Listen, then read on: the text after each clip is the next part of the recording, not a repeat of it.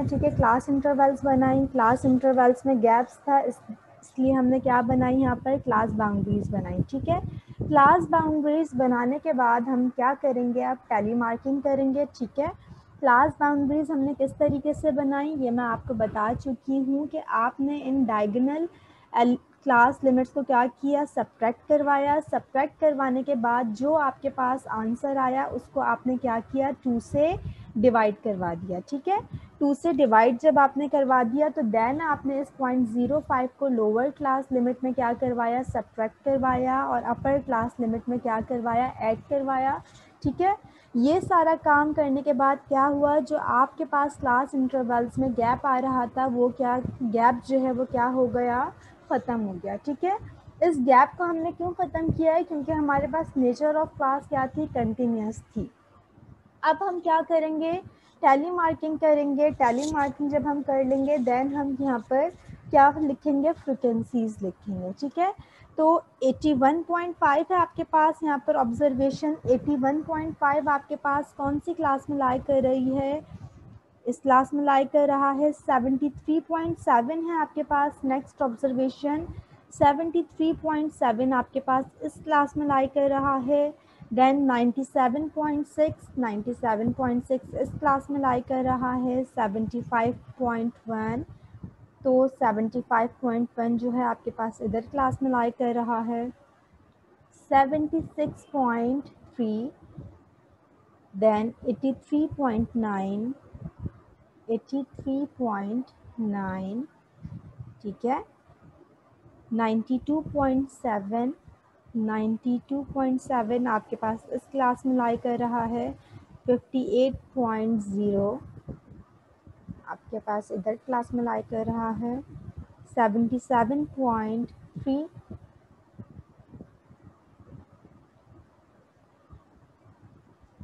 84.0, 84.0 आपके पास इधर क्लास में लाई कर रहा है। 71.0, 71 आपके पास इधर क्लास में लाई कर रहा है। 76.3, तो 76.3 इधर लाई कर रहा है। 82.8, 67.8,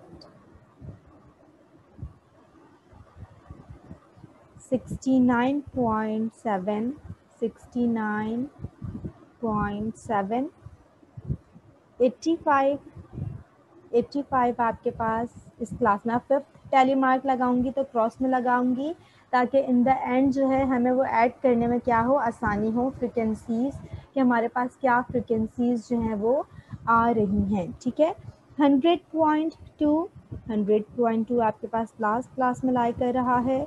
79.9, 79.9 आपके पास लाई कर रहा है इस क्लास में। ठीक है, 71.5, 71.5 हमारे पास इस क्लास में लाई कर रहा है। 85.3, 84.8,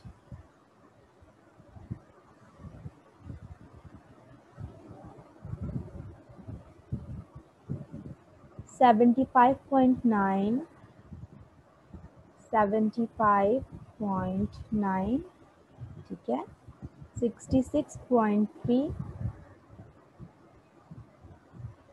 66.0,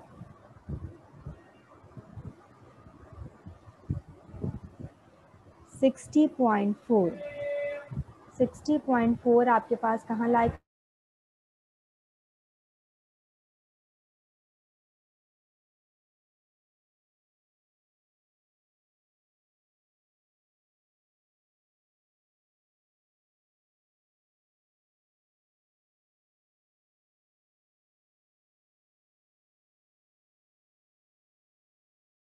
ओके राइट, हम कहाँ पर थे, 85.6, 85.6 आपके पास यहाँ लाई कर रहा है।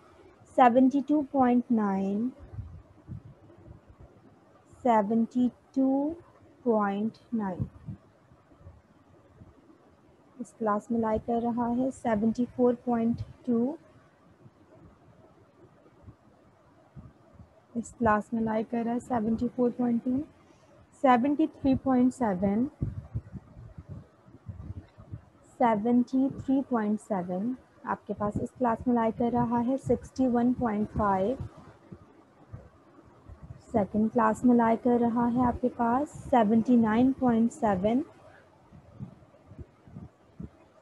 कहाँ लाई कर रहा है 79.7 इस क्लास में लाई कर रहा है। ठीक है, अब देखो आपने टैली मार्किंग यहाँ पर कर ली। टैली मार्किंग करने के बाद आप क्या करोगे, फ्रीक्वेंसीज लिखोगे। ठीक है, फ्रीक्वेंसीज किस तरीके से लिखोगे, यहाँ पर आपके पास 1 थी, यहाँ पर फ्रीक्वेंसी क्या थी, 3 थी, 3, 5, 6, 7। ठीक है, 5, 6, 7, 5, 6, 7, 8।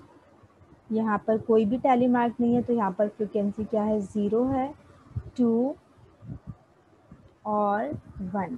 ठीक है, आप अब क्या करोगे, फ्रीक्वेंसी को सम अप करोगे। तो जब आप फ्रीक्वेंसी को सम करोगे तो आपके पास फ्रीक्वेंसी का टोटल किसके इक्वल आना चाहिए, n के इक्वल आना चाहिए। ठीक है, नंबर ऑफ ऑब्जर्वेशंस आपके पास यहाँ पर 32 थी, आपके पास फ्रीक्वेंसी का सम भी किसके इक्वल आ रहा है, 32 के इक्वल आ रहा है।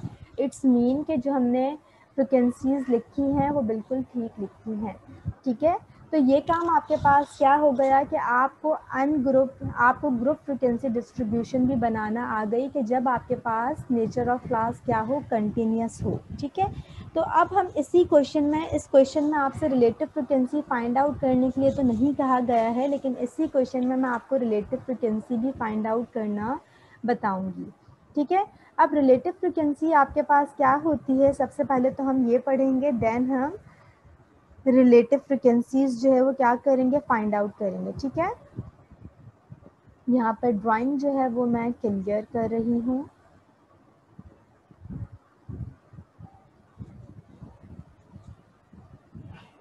फाइंड आउट करने के लिए नहीं कहा गया। ठीक है, इस क्वेश्चन में आपको रिलेटिव फ्रीक्वेंसी फाइंड आउट करने के लिए नहीं कहा गया, लेकिन मैं आपको यहीं पर क्या करूँगी, इसी क्वेश्चन में रिलेटिव फ्रीक्वेंसी फाइंड आउट करना बताऊँगी।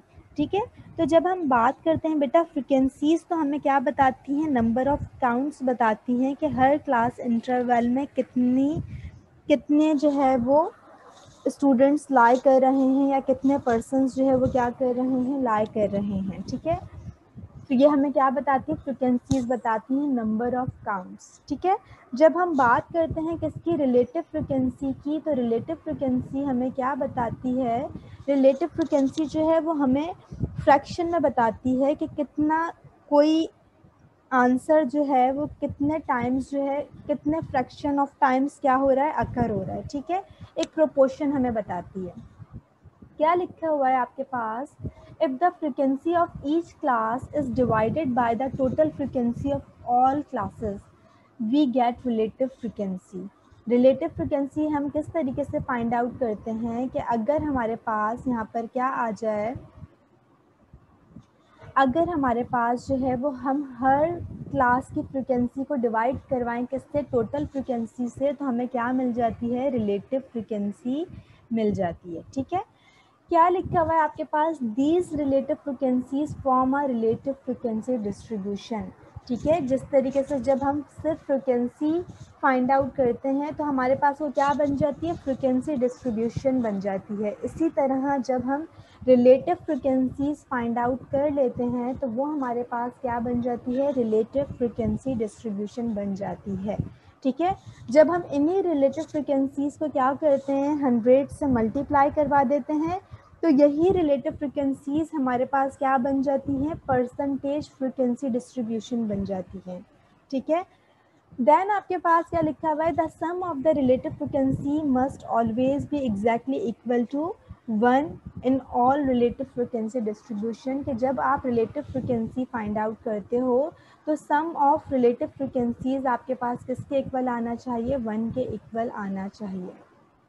ठीक है, अब आप फाइंड किस तरीके से करते हो रिलेटिव फ्रीक्वेंसी, कि हर फ्रीक्वेंसी को उसके टोटल से क्या करवा देते हो, डिवाइड करवा देते हो। ठीक है, 1/32 मीन्स कि हर फ्रीक्वेंसी, हर इंडिविजुअल फ्रीक्वेंसी को उस फ्रीक्वेंसी के सम से आप क्या करवा दोगे, डिवाइड करवा दोगे, तो आपको क्या मिल जाएंगी, रिलेटिव फ्रीक्वेंसी मिल जाएगी। ठीक है, रिलेटिव फ्रीक्वेंसी आपको क्या बताती है कि कोई आंसर आपका कितने फ्रैक्शन ऑफ टाइम जो है वो क्या हो रहा है, अक्कर हो रहा है एक क्लास में। ठीक है, इसी तरह आपके पास यहाँ पर 3 है, तो ये आपके पास क्या हो जाएगा, 3 डिवाइडेड बाय 32, 3 डिवाइडेड बाय 32, तो ये आपके पास क्या आ जाती है, रिलेटिव फ्रिक्वेंसी आ जाती है। ठीक है, 7 divided by 32, her individual frequency को हम क्या करते हैं, उसकी टोटल फ्रिक्वेंसी से डिवाइड करवाते हैं। यहाँ पर हम ग्रुप डाटा पर काम कर रहे हैं, जब आप अनग्रुप डाटा पर काम करोगे और वहाँ पर भी अगर आपसे कहा जाता है कि आपने रिलेटिव फ्रिक्वेंसी फाइंड आउट करनी है, तो वहाँ पर भी रिलेटिव फ्रिक्वेंसी आप इसी तरीके से फाइंड आउट करोगे। हर इंडिविजुअल फ्रिक्वेंसी को टोटल फ्रिक्वेंसी से क्या करवा दोगे, डिवाइड करवा दोगे, तो आपके पास क्या आ जाएगी, रिलेटिव फ्रिक्वेंसी आ जाएगी। ठीक है, जब आप रिलेटिव फ्रिक्वेंसी को क्या करोगे, सम अप करोगे, तो इसका टोटल आपके पास हमेशा किसके इक्वल आएगा, 1 के इक्वल आएगा। कभी भी 1 से ग्रेटर आपके पास नहीं आएगा इसका आंसर। क्लियर है बेटा यहाँ तक बात? अब अगर आप चाहो, आप इन्हीं फ्रिक्वेंसीज़ को आगे परसेंटेज में लिखना चाह रहे हो, तो आप परसेंटेज में भी लिख सकते हो। आपने सिंपली क्या करना होगा, इस रिलेटिव फ्रिक्वेंसी को आप 100 से मल्टीप्लाई करवाओगे, तो आप परसेंटेज बता दोगे कि हाँ भाई कितनी ऑब्जर्वेशंस जो हैं वो, कितने परसेंट ऑब्जर्वेशन जो है वो इस क्लास में लाई कर रही थी, कितने परसेंट ऑब्जर्वेशन जो है वो इस क्लास में क्या कर रही थी, लाई कर रही थी। ठीक है, तो बस एक बात का आपने ध्यान रखना है कि जब आप रिलेटिव फ्रिक्वेंसी फाइंड आउट करोगे, तो इस बात को याद रखना है कि रिलेटिव फ्रिक्वेंसीज का सम हमेशा किसके इक्वल आता है, 1 के इक्वल आता है। आपके पास रिलेटिव फ्रिक्वेंसीज का सम कभी भी 1 से ग्रेटर नहीं आ सकता। क्लियर है बेटा यहाँ तक बात?